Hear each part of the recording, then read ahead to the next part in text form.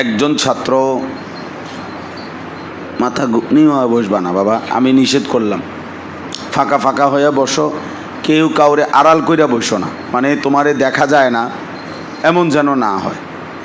এটা করবা, অভ্যাস করো যে আলাদা আলাদা মাথা ঘাড় ফালাইয়া এই কনুই বা ঘাড় ভাঙ্গা ফেললে তো নিচে নেমে গেলা, তো এটা তো ফাঁকি দিলা, ফাঁকি দিলা। এটা আরবিতে বলা হয় মান গাবা গাবা নসিবাহু, যে অনুপস্থিত হলো সে তার তকদির, সে তার নসিবকেই অনুপস্থিত করল। মানে মূলত তুমি ফাঁকি দিলা না, তুমি মূলত নিজের ভাগ্যটাকেই কি করেলা, নষ্ট করে দিলা। কোরআনুল কারীমের মধ্যে আছে আল্লাহ তাআলা বলছে ওয়ামা ইয়াখদাউনা ইল্লা আনফুসাহুম ওয়ামা ইয়াশউরুন। আল্লাহ তাআলা বলছে মুনাফিকরা ভাবতেছে অন্যকে ধোঁকা দিচ্ছে, আল্লাহকে, নবীকে, ইমানদারদেরকে। তো আল্লাহ তাআলা বলে না না, আসলে তোমরা নিজেকেই ধোঁকা দিচ্ছ, কিন্তু বুঝতেছ না, বুঝতেছ না। এই জন্য এটা খুব জরুরি যে তুমি বরঞ্চ আগে থাকা, চেষ্টা করা, নিজের মধ্যে এই ফিকির রাখা যে আমি আল্লাহর কথা শুনতেছি। এনে তো তোমারে কোনো কেউ মারতেছে না, ধরতেছে না, তো তোমার মালিকের কথা, আল্লাহ তাআলার কথা শুনবা তুমি, কোরআনের কথা, সুন্নার, এর চাইতে দামি নেয়ামত আর কি হইতে পারে। ফাবাশশির ইবাদ আল্লাযীনা ইয়াসতামিউনাল কাওলা ফায়াত্তাবিউনা আহসানা।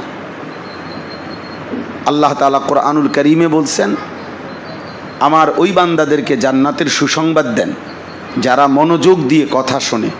ইয়াসতামিউনা মানে মনোযোগ দিয়ে শোনা, ইয়াসতামিউনাল কাওলা, কাউল মানে কথা, যারা কথা শুনে কি দিয়ে, মনোযোগ দিয়ে, কি দিয়ে, ফায়াত্তাবিউনা আহসানাহু, অতঃপর সর্বোত্তম কথা মানে কোরআন সুন্নাহ।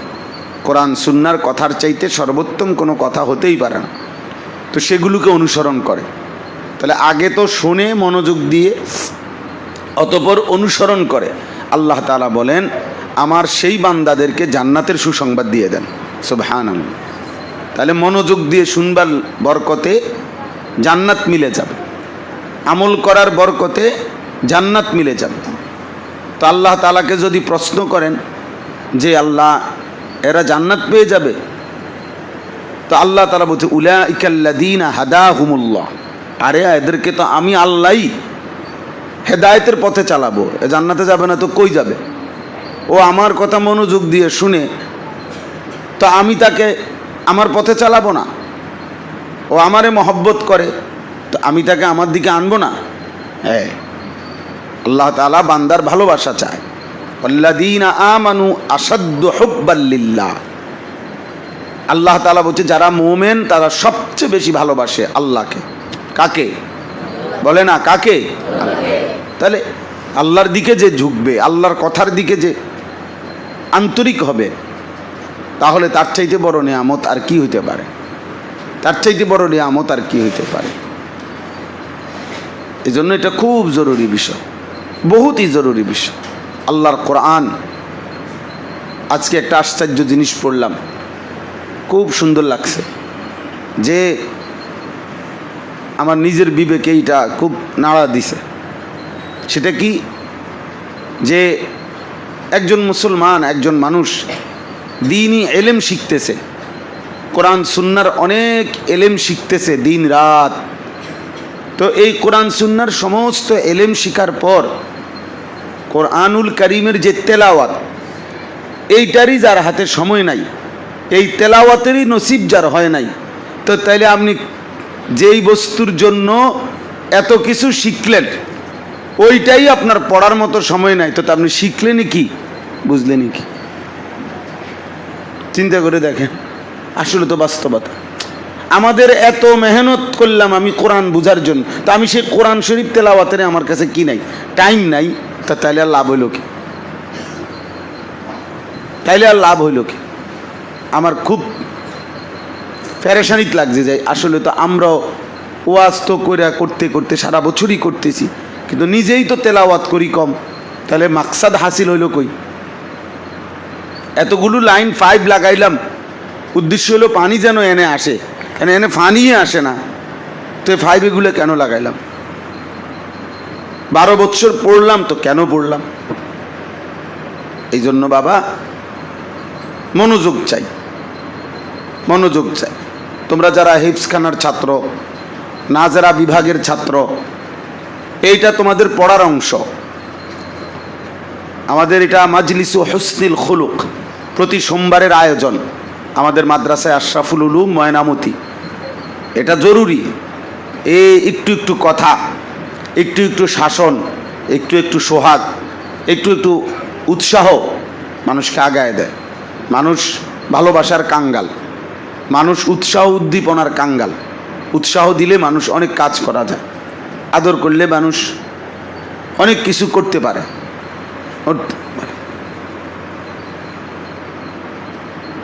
আমার ছোট মেয়ে সুমাইয়া তো আজকে সকালবেলা, এখন ওরে আমি প্রথম 2বার ডাক দিছি, তো খেলতেছিল মনোকিতা মালা ঠোলার, 2বারে আইসা আবার গেছে গা তাড়াতাড়ি। এরপরে এগুলো হে ঘুষাইয়া আইসা আমার কাছে আইসা বসে রয়েছে। তো এখন আমি কইলাম, আব্বু বসে রয়েছো কেন? আমি খেলতেছিলাম, আপনি আমার ডাক দিলেন 2বার, তাই আমি বললাম আব্বু তোমার আদর করার জন্য ডাক দিছি, তো এখন আইলাম, এখন আদর করেন না? এই এখন মানে হয়তো এগুলো গুছাইয়া তাড়াতাড়ি আইছে, তো এখনকার বইয়া রইলাম মনে। তাইলে ছোট এক বাচ্চাও ভালোবাসার কাঙ্গাল, আদরের কাঙ্গাল। হযরত মালিক ইবনুল হুয়াইরিস রাদিয়াল্লাহু তাআলা আনহু বলেন, আমরা কয়েকজন কিশোর নবী সাল্লাল্লাহু আলাইহি ওয়াসাল্লামের কাছে 20 দিন ছিলাম। তো আমরা এই সময়টা নবী সাল্লাল্লাহু আলাইহি ওয়াসাল্লামকে দেখছি হালিমান রাকিকান, তিনি ছিলেন আমাদের জন্য ধৈর্যশীল এবং খুব নম্র, খুব আদরের, খুব আদরের। এজন্য আমরা প্রত্যেকে ইনশাআল্লাহ গাড় সোজা করে বসবো তো ইনশাআল্লাহ, না মানে সোজা হইয়া ইনশাআল্লাহ কও, তাইলে না এটা আমল হইল। হ্যাঁ, আমাদের দেশের ওয়াজের অধিকাংশই হইল এই পুরা ওয়াজে আসছে উনি সুবহান আল্লাহ বলবে, আলহামদুলিল্লাহ বলবে, এরপরে উনি আবার আগের মতো। তাহলে মানে মাকসাদ হইল বক্তারা আসবে একজনের পর একজন, আর উনি 2-4-10 বার সুবহান আল্লাহ, আল্লাহু আকবার, এই শেষ। তো সুবহান আল্লাহ তো বললেন, কার জন্য বললেন? আপনি যে নিয়ে হ্যাঁ মানে ঠিক ঠিক করে ওঠে। আমি ইদানিং খুব ধমকাই যে বেটা ঠিক কিতা, এটা ফাজলামি করে, মানে মস্কারি রসিকতা করে আর কি। একজনের ঠিক বললে বাকিরা হাসা দেয়, তা তাহলে বুঝাই গেল এটা রসিকতা, নাহলে ওরা হাসলো কেন? মস্কারি। তা দিন নিয়ে কি তামাশা? আল্লাহ তাআলার কথা নিয়ে যদি কেউ মস্কারি করে, তুচ্ছ তাচ্ছিল্য করে, ইচ্ছা করে বুঝে শুনে যদি ঠাট্টা করে, তো কুফুরি। হ্যাঁ, ইস্তেহজা কুফুরি, বড় সাংঘাতিক। তাহলে এখন থেকে নিয়মিত হেফজখানার ছাত্ররা বলতেছি, নাজেরার ছাত্ররা, বারবার সিদ্ধান্ত নিচ্ছিলাম, একবার ভাবছি তোমাদেরকে না বলি, আবার ভাবছি না তোমাদের কথাও মনে পড়ে যে না তোমাদেরকে বলা উচিত, একটু একটু শুনলে ছোটোবেলার থেকে তাইলে ভালো হবে। আল ইলমু ফিস সিগার কান নকশ আলাল হাজার। ছোটোবেলার ছোটোবেলার জ্ঞান একদম পাথরে খোদাই করা, এটা বসে যায় দিলে। সৈয়দ আবুল হাসান আলী নদভী রহমতুল্লাহ আলাই তিনি বলেন যে এইমাত্র আমি আজকে সকালেও পড়ছি যে আমাদের বাড়িতে ছোটোবেলায় আমরা যখন বাড়িতে থাকতাম, আসরের পরে দেখতাম যে আমাদের মা, খালারা, চাচিরা একসাথে বসে ইসলামের ইতিহাসের একটা গুরুত্বপূর্ণ কিতাব ছিল ফুতুহুশ শাম, মুসলমানদের শাম বিজয়ের কাহিনী। সাহাবাদের জীবনের সবচেয়ে ঐতিহাসিক যুদ্ধের মূল ঘটনাগুলো হলো শামের বিজয় কাহিনী, মানে সাহাবায়ে কেরামের ওই সময়কার শামের বিজয়। এই আজকের সিরিয়া, দামেস্ক, জর্ডান, ইরাক, ইরান, হ্যাঁ, পারস্য, এগুলো সব বিশাল অঞ্চল, ফিলিস্তিন সবগুলোরে শাম দেশ বলতো। তো এইগুলো অঞ্চল যে বিজয় করছে মুসলমানরা, এগুলো তোমার অনেক মজাদার ঘটনা, মানে সাহাবায়ে কেরামের বীরত্বের কাহিনী, সাহসিকতার কাহিনী। এক এক জায়গায় ওনারা যুদ্ধ করতে করতে কোথাও টানা 3 দিন যুদ্ধ করছে, 6 দিন যুদ্ধ করছে, রাতে দিনে অনবরত যুদ্ধ করছে, মানে ভয়ানক চিত্তাকর্ষক আকর্ষণীয় ঘটনা বলি ওইখানে। তো উনি বলেন যে আমাদের একজন খালা, মানে ওনার পরিবারের, ও উনি এই কবিতা আকারে ফুতুহুশ শাম একটা কিতাব আর কি, মূলত ওটার কবিতা আকারেও একটা কিতাব ছিল, মানে এই সাহাবাদের এই শাম বিজয়ের সব ঘটনাবলী কবিতার লাইনে লাইনে ছন্দের মতো করে করে লেখা হয়েছিল। তো এগুলো ওই মহিলা, ওনার পরিবারের খালা, উনি পড়তেন। তো তিনি বলেন যে আমরা মা চাচি খালারা যখন বসে এগুলো শুনতেন পড়তে, তখন সবাই এমন জোশ উঠত এবং এমন সুবহানাল্লাহ আল্লাহু আকবার পড়তেন মহিলারা নিজ জায়গায়। আমরা বাচ্চারা যখন পাশে খেলতাম তখন আসরের পরে কয় যে আমরা ওনাদের মহব্বত আর আবেগের তোড়ে জোশে আমরাও খেলা ছাইরা তাড়াতাড়ি আইসা দেখতাম, বসতাম যে আরে কয় কি বলে এগুলা। তখন আমরা ছোটোবেলায় খেলা ছেড়ে এই কথাগুলো শুনতাম আইসা। সেই কথা আমার আজও হৃদয়ে স্মৃতিপটে ভেসে আছে যে আমার খালা কিভাবে পড়তেন, কি বলতেন, ছোটোবেলার ওই গল্পগুলো এখনও আমার মনে আছে। তাহলে আমার বলার উদ্দেশ্য হলো এই ছোটোবেলার শোনা বরকত বেশি, অনেক বরকত বেশি। আমার আম্মার কাছে আমি ছোটোবেলায় প্রাইমারি স্কুলে থাকতে মার কাছে আমি অনেক গল্প শুনছি, অনেক গল্প। আলহামদুলিল্লাহ আমার কিছু কিছু এখনও মনে হয়। বিল্লালের গজল আমারে মা শিখাইছে, আমার আম্মা, আমার এটা মনে আছে। হাসান হুসাইনের ঘটনা পুরা আমি মার কাছে শুনছি, এটা আমার পুরা মনে আছে। বিল্লালের ঘটনা, হাসান হুসাইনের কারবালার ঘটনা, ইব্রাহিম আলাইহিস সালামের ঘটনা, এগুলো আমি শুনছি মার কাছে। মা অল্প অল্প করে আম করে শুনাইছেন। তো তাইলে তোমরা দিন শোনো, আল্লাহর কথা শোনো, অল্প অল্প শোনো, এটা ভালো হবে। যদি হেফসখানা নাজেরার ছাত্র ডিস্টার্ব করো বাবা, তো আবার তুম করে বাদ দিয়ে দেওয়া হইব, বাদ দিয়ে দেওয়া, অর্থাৎ তুম করে শোনানো হবে না। তাহলে এখন তোমরা ফয়সালা নিবা যে তোমরা অনিয়ম, এটা কিন্তু একটা বিশেষ ক্লাস। আল্লাহ তাআলা আমাদের সবাইকে তৌফিক দান করেন। আল্লাহ, মূলত আমরা সবাই এটা বুঝি যে আমাদের জিন্দেগির পরিচয় আমরা তালিবে ইলম। এই পরিচয়টাই আমাদের জীবনে সবচেয়ে সুন্দর, সবচেয়ে উত্তম। একজন শিক্ষক, একজন ছাত্র, এই দুইজনকেও যদি তালিবে ইলম এইটুকু পরিচয় নিয়ে কবরে যাইতে পারি, তো জীবনের সবচেয়ে বড়, ইমানের পরে সর্বশ্রেষ্ঠ পরিচয় হইতে পারে এটা, যে তালিবে ইলম। শেখুল ইসলাম আল্লামা তকি উসমানী দামাত বারাকাতুহুম সারা পৃথিবীব্যাপী পরিচিত মানুষ, এত বড় মহান মানুষ, ওনারাও এখনো বলেন যে আমরা তালেবে ইলম, এখনো আমরা এলেম তলবের পথেই আছি, তাইলে এই পরিচয় যদি আলহামদুলিল্লাহ, কোনো বিষয়ের উপরে একটা জিনিস মনে রাখতে হবে, 2টা ওষুধের নাম বললে, যে ঠান্ডা লাগছে, হ্যাঁ, বা মাথা ব্যথা করতেছে, একটা নাফা খাও, আশা করি মাথা ব্যথা কমে যাবে। সর্দি, তো একটা হিস্টাসিন ট্যাবলেট খাও, তাহলে সর্দি আশা করি কমে যাবে। এবং সর্দি কমেও গেছে খাওয়ার পরে মনে করো, তাহলে এই লোক ডাক্তার তো না, কথা বলে না, এই লোক ডাক্তার। এই যে একটা নাফা ট্যাবলেটের নাম বলতে পারে, হে ডাক্তার। যে একটা হিস্টাসিন ট্যাবলেটের নাম বলতে পারে, সে ডাক্তার। পেট ব্যথা করে, আরে পেটে হ্যাঁ পাতলা পায়খানা হয়েছে, তো একটা ফ্লাজিল ট্যাবলেট খাও, তো খাইছে আলহামদুলিল্লাহ, ভালোও হয়েছে, তো এতে কি সে ডাক্তার হয়ে গেছে? না। কোনো বিষয়ের সাথে নিয়মতান্ত্রিক, নিয়ম মাফিক পড়াশোনা, ওই বিষয়ের জ্ঞান অর্জন, ওই বিষয়ের ব্যাপক অধ্যয়ন, ওই বিষয় সম্পর্কিত শাস্ত্রজ্ঞ যারা, মানে ওই বিষয়ের যারা জ্ঞানী, তাদের কাছ থেকে ধারাবাহিক পাঠ গ্রহণ এবং দীর্ঘদিন পর্যন্ত তাদের সাথে এইটার রফত করা, আয়ত্ত করার পরে যদি ওনাদের এজাজত হয় যে হ্যাঁ এখন তুমি বয়ান করতে পারো, এখন তুমি আলাদা চেম্বার দিতে পারো, তাহলে ওই ব্যক্তিকে বলে কি? ডাক্তার। তাহলে ওই ব্যক্তিকে বলে ডাক্তার।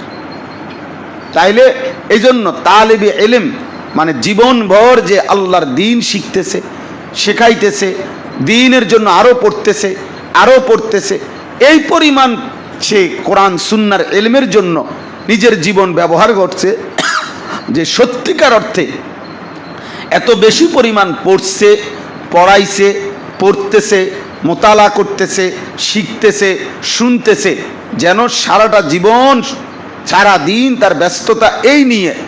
তাহলে তখন আল্লাহর পক্ষ থেকে তাকে যদি বলা হয়, মালিক যদি আল্লাহ বলে ঠিক আছে আসলেই সে ইলম তলব করতেছে, তাইলে বিষয়ের উপরে যদি লম্বা সময় তোমার ঘনিষ্ঠতা থাকে তাহলেই তুমি তালেবে ইলম।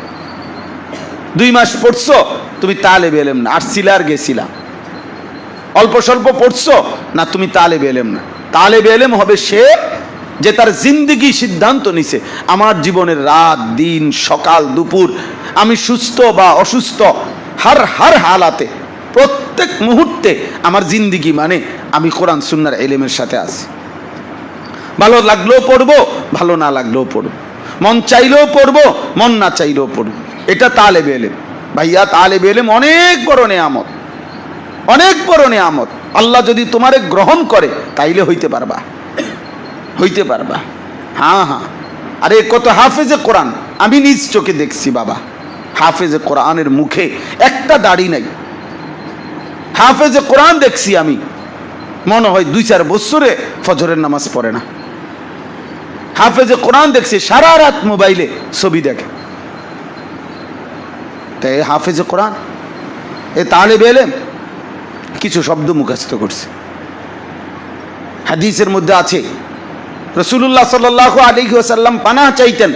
আশ্চর্য এই শব্দ যে নবীজি পানাহ চাইতেন আল্লাহর কাছে আলিমুল লিসান হওয়া থেকে, যে আল্লাহ ওরকম জ্ঞানী হওয়া থেকে পানাহ চাই যে জ্ঞান শুধু জিহ্বার জ্ঞান। আলিমুল লিসান মানে আমার মুখে কইতে কইলে সব অনর্গল বলতে পারি, উড়াইয়া লাইতে পারি, অনেক কিছু জানি, অনেক কিছু, কিন্তু এটা আলিমুল লিসান জিহ্বার জ্ঞানী, অর্থাৎ জিহ্বা দিয়েই শুধু বলতে পারে, কিন্তু আমলে ইয়াকিনে নিজের জীবনে এর কোনো ছিটে ফোটাও নাই, ছিটে ফোটাও নাই। এজন্য তালেবে ইলম হইতে হবে। আল্লাহর নবী সাল্লাল্লাহু আলাইহি সাল্লামের কি আজিমুশ শান হাদিস, যে নবী সাল্লাল্লাহু আলাইহি সাল্লাম বলছে গোটা দুনিয়া অভিশপ্ত, শুধুমাত্র 4 জিনিস দুনিয়ার মধ্যে সম্মানিত। 1 আল্লাহর জিকির, 2 আল্লাহ তাআলার সমস্ত ইবাদাত, 3 নাম্বার আলেম, 4 নাম্বার মুতাআল্লিম তালেবে ইলম। ইল্লা যিকরুল্লাহ ওয়া মা ওয়ালাহু আও আলিমুন আও মুতাআল্লিম, এই 4 জিনিস। তাহলে তালেবে ইলম গোটা পৃথিবীও যদি তুচ্ছ হয়, গোটা পৃথিবীও যদি বেদামি হয়, কিন্তু তুমি দামি, নিঃসন্দেহে তুমি দামি। কেন? তুমি তালেবে ইলম, তুমি আল্লাহর পথে আছো, তুমি দ্বীনের পথে আছো, তুমি মালিকের এক এক অক্ষর পড়তেছো। হ্যাঁ, আলহামদুলিল্লাহি রাব্বিল আলামিন এটা বলতেছো যেন তুমি তোমার মালিককে, আল্লাহকে শুনাইতেছো যে আপনার কথা আপনি না নাজিল করলেন, এখন শুনেন তো আমি বলি, দেখেন শুনেন তো হয় কিনা।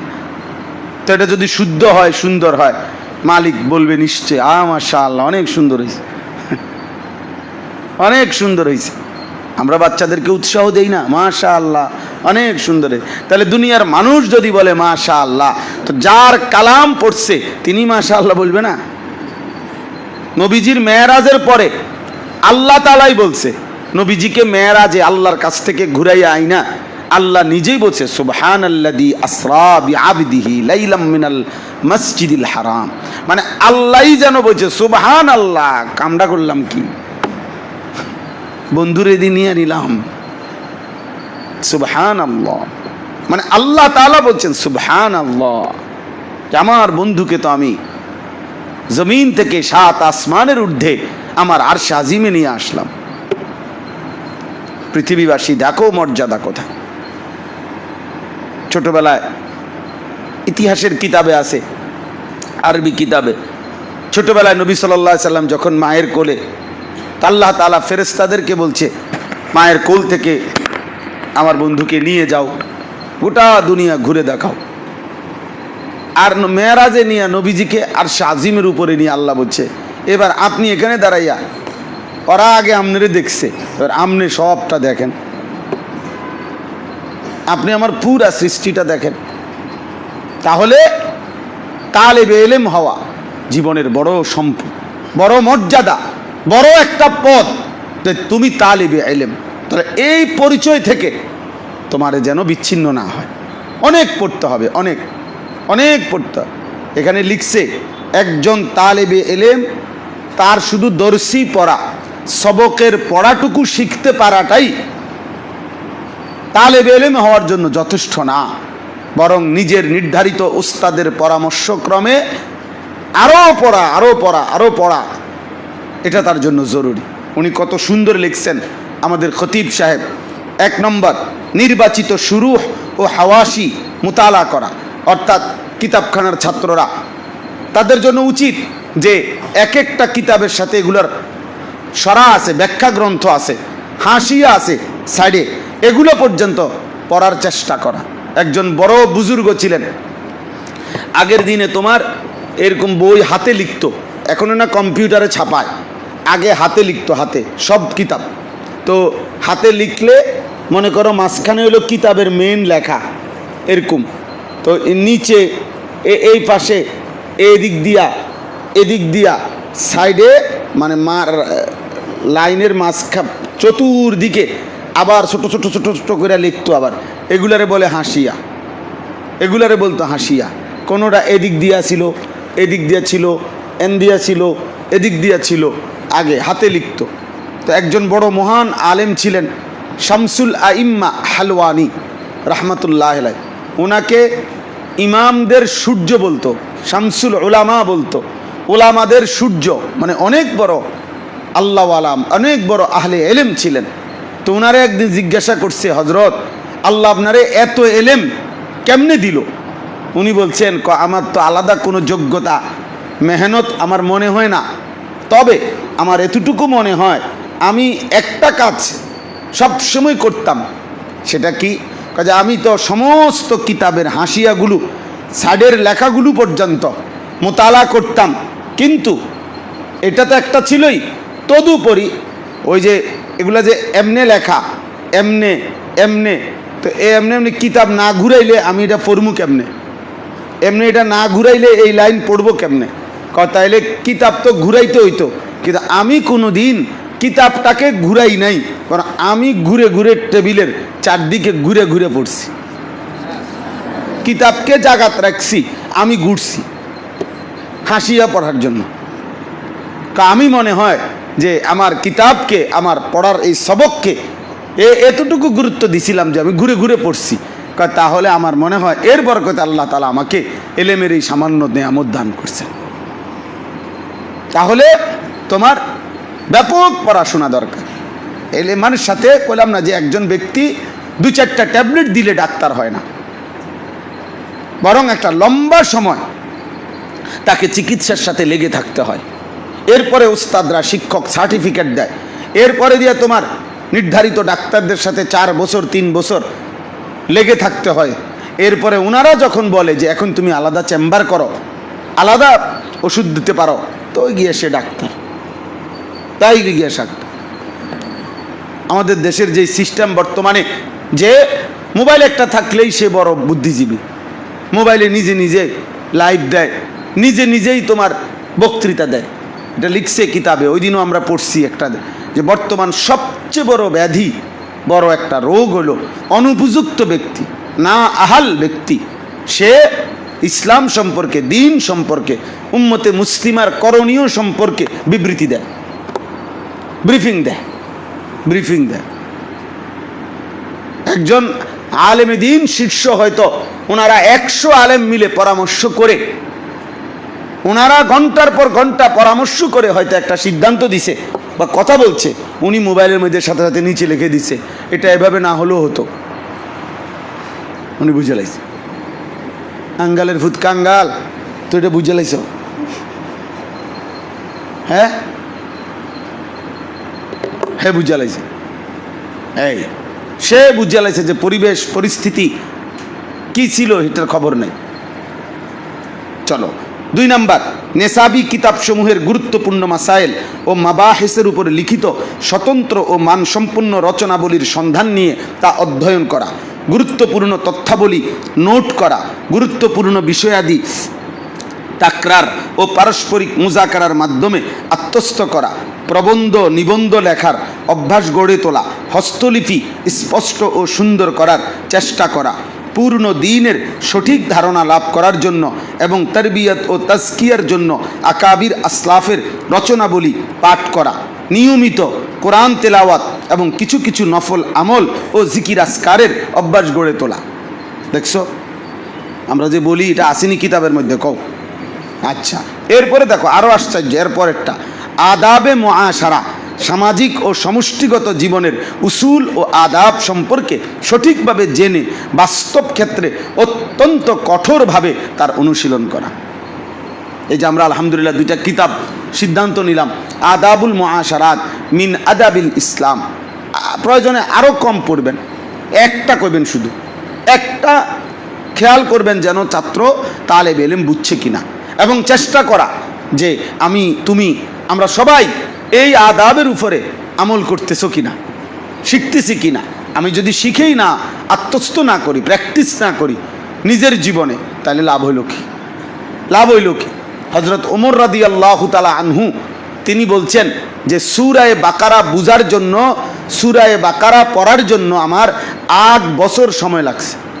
8 সিনিন, 8 বছর লাগছে সূরা বাকারা পড়তে। সূরা বাকারা পড়তে 8 বছর লাগে, তাহলে এত বছর কি করলে? আমাদের বাচ্চাদি 2 বছরে হাফেজ হয়ে যায় বাচ্চারা, তাহলে উনি 8 বছর লাগাইলেন কেন? অর্থ হইল সূরা বাকারার প্রতিটি কথা আমলের জন্য উনি নিজের জীবনে বাস্তবায়ন করছেন, একটা একটা শব্দ করে খেয়াল করছেন এই শব্দটি কোরআনের আমার কাছে কি চায়, তো সেটা বাস্তবায়নের চেষ্টা করছেন। আদেশ হইলে পালন করছেন, নিষেধ হইলে বর্জন করার চেষ্টা করছেন, উপদেশ হইলে উপদেশ নেওয়ার চেষ্টা করছেন, ঘটনাবলী হইলে সেখান থেকে সবক নেওয়ার, শিক্ষা নেওয়ার চেষ্টা করছেন। তিনি বলেন এভাবে হরফ হরফ, এভাবে শব্দে শব্দে বুঝতে গিয়ে, আমল করতে গিয়ে, বাস্তবায়ন করতে গিয়ে 8 বছর সময় লাগছে। উনার ছেলে হযরত আব্দুল্লাহ ইবনে ওমর রাদিয়াল্লাহু তাআলা আনহুমা তিনি বলছেন আমার 12 বছর সময় লাগছে সূরা বাকারা পড়তে। যেমন বাবা তেমন তার সন্তান, তেমন তার সন্তান। এই জন্য এখানে একটা লিখছে সুন্দর জিনিস, যে ভালো ছাত্র কাকে বলে। একটা চমৎকার জিনিস লিখছেন উনি, যখন তুমি যা পড়তেছ ওই বিষয়টা পড়ার, ওই কিতাবটা পড়ার যেই উদ্দেশ্য, যদি দেখো তোমার মধ্যে সেই উদ্দেশ্য অর্জন হয়েছে, তাইলে তুমি ভালো ছাত্র। এটা আজকের শেষ কথা। উনি একটা চমৎকার উদাহরণ দিচ্ছেন নাহাবি মীর ছাত্ররা।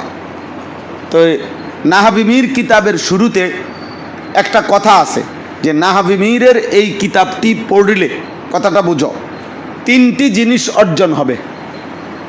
শুরু দিয়ে আছে না, 3টা জিনিস কি? 1 নাম্বার আরবি তারকিব সে বুঝতে পারবে, 2 নাম্বার মোরাব মাবনি চিনতে পারবে, 3 নাম্বার আরবি এবারত সহিভাবে কি পড়তে পারবে। তাহলে তিনি বলেন কোনো তালেবে ইলম নাহাবে মীর কিতাব পড়ার পরে বছর শেষে যদি এই 3 যোগ্যতা তার মধ্যে অর্জন হয়, তাইলে বুঝতে হবে সে মূলত এই কিতাবের হক আদায় হয়েছে এবং এই ক্লাসে পড়ার যোগ্যতা তার ফায়দা হয়েছে। তাহলে একটা ছেলে হাফেজে কোরআন হইলা, তুমি তো মাকসাদ কি ছিল? পুরা কোরআনুল করিম লোকমাবিহীন তুমি বলতে পারো, পুরা কোরআনুল করিমের তুমি তেলাওয়াতটা বিশুদ্ধ পড়তে পারো, মুখস্থ পড়তে পারো, কোরআনুল করিমকে, এবং প্রত্যেক সূরা, প্রত্যেক আয়াত, প্রত্যেক শব্দ মুখস্থ পারো। এখন তোমারে বলতেছে হাফেজ হইছে, কিন্তু হাফেজ শব্দটা কোরআনের কোথায় আছে তুমি সেইটাই কইতারো না, তো তুমি কি হাফেজ হইলা? কি হাফেজ হইলা? তুমি এদিক দিয়া মাছ ধরো, ওই দিক দিয়া মাছ নিচি দিয়া ফিরা যায়। তুমি এদিক দিয়ে সবক দিয়ে আয়া পড়ছো 8 পারা, এরপরে পিছন দিয়ে জিজ্ঞাসা করলে নাই 1 পারাও, তো এটা কি ধরনের দোস্ত হাফেজ হইলা? কি ধরনের মানুষের কইলা আর কি? সারা পৃথিবী একারে মাইকে মনে করো বড় প্যান্ডেলের মধ্যে বার্ষিক ইসলামী মহাসম্মেলন কইরা 10,000 মানুষের সামনে তোমারে দেখাইলাম উনি হাফেজ, উনি পাগড়ি পাইছে, নাই তো তোমারে একবার প্যান্ডেলের উপরে টাঙ্গাইয়া থুইলাম যে উনি দেখেন সারা পৃথিবীবাসী উনি হাফেজ হয়েছে, কিন্তু আপনার ইয়াদ নাই, মূলত আপনার মূলত ইয়াদে নাই। তো তাহলে আপনি মানুষে জান না, লাভ হইল কি? মানুষের জানলে ফায়দাটা কি? তোমার তো অর্জন হইল না, তুমি তো হেফজ হইল না। কোরআনুল কারীম না যারা পড়তেছ, এখন মাকসাদ হইল বিশুদ্ধ দেখে দেখে কোরআনুল কারীমের প্রত্যেক আয়াত শুদ্ধ পড়া, শুদ্ধ পড়তে পারা। এইটার মেহনত তোমার মধ্যে নাই, তুমি শুদ্ধ পড়তে পারো না। জোরা তালি দিয়া আফার তাফার কইরা তোমার হলো তাড়াতাড়ি কি দিয়া দাও, সবক দিয়া দাও, তাড়াতাড়ি হাফেজ বানায় ফেলাও, তাড়াতাড়ি পাগড়ি বাঁধা লাও, তাড়াতাড়ি বড় হুজুর হইয়া দাওয়াত খতম, খাওয়া শুরু করো, মানুষের বাড়িতে বাড়িতে আইটা আর কি, হাইটা আর কি। হ্যাঁ, ওয়াজ করে অনেকের, মানে দেখা গেছে অনুপযুক্ত। আমার একদিন একজনে বলছে আরো আগে, হুজুর আপনার সাথে একটু থাকবো, এক অল্প বয়সী হুজুর। আমি কি লেগে থাকবেন আমার সাথে? কয় এই যে আপনার সাথে বিভিন্ন মাহফিলে যাব। কেন যাইবা সেটা কও। পরে বললো হুজুর যদি কখনো সুযোগ পাই টুকটাক কিছু ওয়াজ করলাম। টুকটাক ওয়াজ করি, ওয়াজ এটা টুকটাক, এটা ফাইজলামি। ওয়াজটা কি একটা টুকটাক জিনিস? হ্যাঁ, তারপরে আমি তখন বললাম যে তুমি ভাই জালালাইন মেশকাত এগুলো আমার পড়ে শোনাও, অর্থ বোঝো, এগুলো তুমি আমার পড়ে শোনাও। হ্যাঁ, তাইলে আমি চিন্তা করব। তো একটা লাইন তুমি আবারত পড়তে পারো না আল্লাহর কোরআন। আশ্চর্য হবে হুজুরারে বলি, অবাক একটা কথা হয়েছে দিন। আমাদের বর্তমান খতিব সাহেব হুজুর, জাতীয় মসজিদ বাইতুল মোকাররমের খতিব সাহেব হজরত মাওলানা আব্দুল মালিক হাফিজাহুল্লাহ, ওনার এক এক কথা হলো আসমান ছোঁয়া কথা, পাহাড় পরিমাণ উঁচা কথা। উনি বলছেন এই ব্রাহ্মণবাড়িয়া একটা সেমিনারে আলেমদের, উনি বলছেন ওয়াইজদের একটা সংগঠনের মধ্যে এই কয়েকদিন আগে উনি বলছেন যে আমরা আমাদের নির্ধারিত ছাত্র, আমাদের মাদ্রাসার ছাত্র আজকে 10 বছর 8 বছর 5 বছর আমাদের হাতে বড় হয়েছে পড়ে, এরকম তালেবে এলেম মাদ্রাসার ছাত্রদের সামনে যখন আমরা সবক পড়াই তখনও আমরা 2-4 ঘন্টা মোতালা করি ওই কিতাবটা, অথচ হাজারো আইটেমের বিচিত্র মন, বিচিত্র মেজাজ, বিচিত্র আচরণের শত শত মানুষের সামনে আপনি আল্লাহর কথা, কোরআনের কথা, সুন্নাহর কথা ওয়াজ করবেন, সেখানে আপনার কোনো মোতালা করতে হবে না, পড়তে হবে না, কিছুই প্রস্তুতি নিতে হবে না। এর চাইতে বড় জুলুম আর কি হইতে পারে? বুঝছো না এইসবটা? এটা তো নিঃসন্দেহে জুলুম। উনি আফসুস করে বলছে আর কি, যে একজন বক্তাকে আমি জিজ্ঞাসা করলাম যে হ্যাঁ হুজুরে বলছে, ওই কথার প্রেক্ষাপটে বলছে, কাজে আমি জিজ্ঞাসা করলাম যে তুমি যে ওয়াজ করো তো কি কি কিতাব মোতালা করো? তো সে হাসতে হাসতে বলতেছে, হযরত আলহামদুলিল্লাহ এখন আর তেমন কোনো কিতাব দেখতে হয় না। আল্লাহ পাক ওই যোগ্যতা দিয়ে দিছে যেই যোগ্যতা আদম আলাইহিস সালাম রে দিছিল। ওনারে আল্লাহ এই যোগ্যতা দিয়ে দিছে, ওনার কোনো কিতাব দেখতে হয় না, উনি এর উপরে উঠে গেছে। তখন উনি আফসুস করে বলছে, হায় হায়, সে বলল কি এখন আর বলে কোনো কিতাব দেখতে হয় না, এখন আর কোনো মোতালা করতে হয় না। তালেব ইলমের জন্য যদি এত মোতালা করতে হয়, তো এত রং বেরঙের মানুষের সামনে কথা বলার জন্য, নসিহত করার জন্য মোতালা দরকার না? তাহলে এই জন্য আমরা প্রত্যেকে ইনশাআল্লাহ, আজকে আমাদের এই মূল বক্তব্য এটা যে আমরা ইনশাআল্লাহ 1 নম্বর কথা হলো তালেবে ইলম হব। তাহলে তালেবে ইলম কখন হব? লম্বা সময় যখন আমরা এই ইলমের জন্য নিজেকে ওয়াকফ করলাম, আমার রাত, আমার দুপুর, আমার সকাল, আমার বিকাল, আমারে দেখলেই যেন মনে হয় আমি তালেবে ইলম। আমারে দেখলেই যেন মনে হয় সে যে মাদ্রাসায় পড়ে, সে যে দিন শিখে, সে আল্লাহর কোরআন নিয়ে তার কথা, তার উচ্চারণ, তার ফিকির, তার চিন্তা চেতনার মধ্যেই দিন, কোরআন, তার পড়ালেখা ইনশাআল্লাহ এতে বরকত হবে বাবা, বরকত হবে। তুমি যদি তালেবে ইলম হইতে পারো, শুধু শুধু রাগ হইয়া যাইবা, শুধু শুধু বেকা হইয়া যাইবা, শুধু শুধু তুমি বাড়ির যাইতে চাইবা, শুধু শুধু বিচার দিবা, শুধু শুধু খোঁচাখুচি করবা, শুধু শুধু ফাঁকিবাজি করবা, তো একদিন হয়তো ছুটে যাবা, একদিন আফসোস করবা। পরশু দিনও এক ছেলে বলতেছে, হুজুর বাবাই কত বলছিল জীবনে, এখন হুজুর বিদেশ করি আর কি। বিশ্বাস করো, সে বলছে হুজুর বিদেশ করি ঠিক আছে, কিন্তু কষ্টের কোনো কুল কিনারা নাই হুজুর। কয়টা টাকার জন্য কি কষ্ট করি হুজুর, কোনো কুল কিনারা নাই, কুল কিনারা নাই। সেদিন যদি পড়তাম তাহলে হয়তো আজকে ইজ্জতের সাথে এমনি চলতে পারতাম। প্রত্যেকেই পেছনের জীবনের উপরে, গাফলতের জীবনের উপরে আফসুস স্বাভাবিক। গাফলত আর আফসুস এটা একসাথে, হাসরাত মানে গাফলত এর ওই পিঠে আছে হাসরাত। হাসরাত এই পিঠে যদি হয় গাফলত, ওই পিঠে আছে হাসরাত। গাফলাত মানে কি? খামখেয়ালিয়ান, অবহেলা। তো বুঝবা যে তোমার জীবনের আজ হোক, 10 বছর পরে হোক, মৃত্যুর আগের দিন পর্যন্ত তোমাকে হাসরাত করতে হবে। মানে হাসরাত মানে আফসুস, আফসুস, আহা কি করলাম, আহা কি করলাম, ইয়া লাইতানি, ইয়া লাইতানি কদ্দমতু লি হায়াতি। আমি যদি আমার দুনিয়ার হায়াত থেকে আজকের আখিরাতের জন্য কিছু পাঠাইতাম, কিছু পাঠাইতাম, মানে যদি কিছু পড়তাম, যদি কিছু শিখতাম, যদি কিছু শিখতাম। আল্লাহ নবী সাল্লাল্লাহু আলাইহি ওয়াসাল্লাম বলছে, জান্নাতি বান্দা জান্নাতের মধ্যে আফসুস করবে, হায় আরো কিছু জিকির যদি করতাম তো জান্নাতেও আরো উপরে মর্যাদা পাইতাম। জান্নাত পেয়েও সে বলবে, আহা দুনিয়া যদি আরেকটু জিকির করতাম। হাসরাত। এজন্য আমরা গাফেল হব না। কি হব না ইনশাআল্লাহ? বলো তালেবে ইলম হব। কি হব? কি হব বলো ভাই, আবার বলো, আবার বলো। মৃত্যু পর্যন্ত যেন আমার পরিচয় হয় আমি একজন তালেবে ইলম। সারা পৃথিবী যেন আমার এই চিনে, এই নামে আমি তালেবে ইলম, আমি ইলমের তলবকারী। আমি যেখানেই যা পাই, এরকম আরও অনেক ঘটনা আছে, আমরা পরে শোনাবো ইনশাআল্লাহ। রাস্তার ফেলে দেওয়া কাগজ থেকে, বুট বাদামের কাগজ থেকেও আমাদের পূর্বসূরীরা বাদাম বিক্রি করছে যেই কাগজ, সেখান থেকে ইলম শিখছে।